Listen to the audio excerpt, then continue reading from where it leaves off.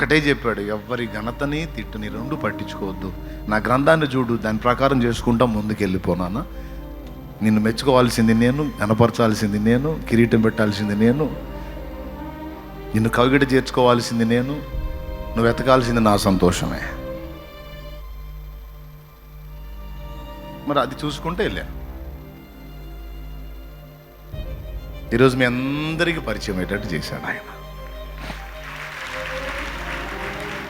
కొండ మీద నేను నీకు చూపించిన ఆ మాదిరి చొప్పున నీవు కట్టాలి అని నాడు మోషేని పిలిచిన దేవుడు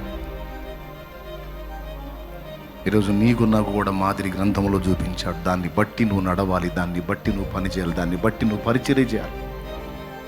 ఒక్కటే లక్ష్యం, ఆత్మల రక్షణ. తమ్ముడు, ఆత్మల రక్షణ, ఆత్మల రక్షణ, అదే ధ్యాస. నశించిపోతున్న ఆత్మల రక్షణ.